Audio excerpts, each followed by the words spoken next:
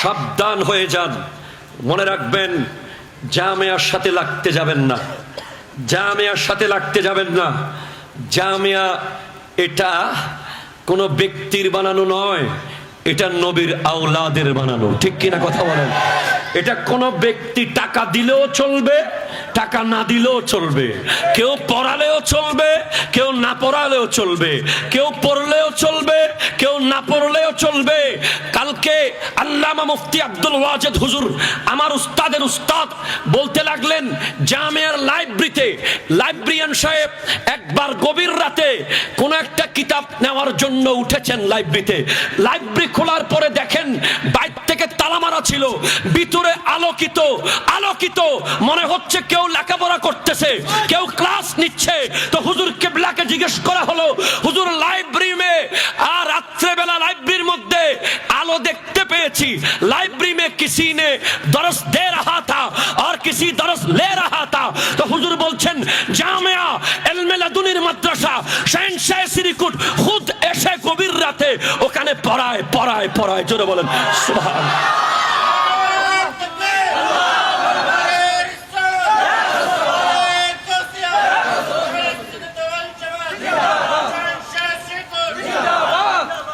হাজার হাজার জিন্দাও ওখানে পড়ায় পড়ে, হাজার হাজার জিন্দা ওখানে মুরিদ হয়।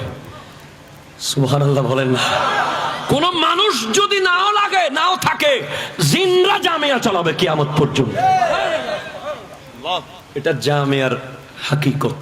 আমি আপনাদেরকে প্রমাণ দিতে পারবো, আপনারা আসেন একদিন জামিয়াতে দেখে যাবেন। ক্লাস 7-এ একটা ছেলে ভর্তি হয়েছিল আমার হাতে, আজ থেকে 3 বছর আগে। বাবাও নাই, মাও অসহায়। সেই ছেলে কোনো মতে জামিয়াতে আসতে পেরেছে। এরপরে তাকে আমরা সবাই মিলে সহযোগিতা করে সামনে নিয়েছি। বর্তমানে সে পড়ে ক্লাস 10-এ, সে পড়াতে পারবে ফাজিলের ছেলে। সে আলিমের সব কিতাব পড়ে ফেলেছে অলরেডি। সে পড়ে 10-এ, সে 10-এ পরে ইন্টারে কিতাব পড়ে ফেলছে।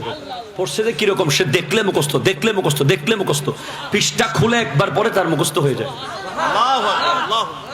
আপনি আসেন, দেখাবো আমি আপনাকে। ক্লাস 6-7 এমন এমন ছেলে আছে বারুদের মতো, বারুদ। বিশ্বাস করেন, এগুলো কোনো শিক্ষক পড়িয়ে এরকম বানানো সম্ভব নয়, এগুলো অলৌকিক ভাবে হচ্ছে। নামাজ নিয়ে কথা বলতে বললে আধা ঘন্টা কোরআন হাদিস দিয়ে বলতে পারবে চোখ বন্ধ করে। এমন এমন ছেলে মাঝে মধ্যে চোখে পড়তেছে, মনে হচ্ছে যেন স্পেশাল খোদাই পাওয়ারে। কারণ শাহনশাহ সিরিকুট যখন জামিয়া বানাচ্ছিলেন, তখন তৎকালীন আঞ্জুমান ক্যাবিনেটরা বলেছিলেন এত বড় মাদ্রাসা বানানোর জন্য ইতনা বড় মাদ্রাসা কে লিয়ে ইতনা রুপিয়া কাহা সে আয়েগা। তখন শাহনশাহ সিরিকুট আল্লামা সিরিকুটি বলেছিলেন, ये মাদ্রাসা कैसे बनेगा, कौन बनाएगा, कौन खिदमत करेगा, कौन यहाँ आएगा, कौन जाएगा।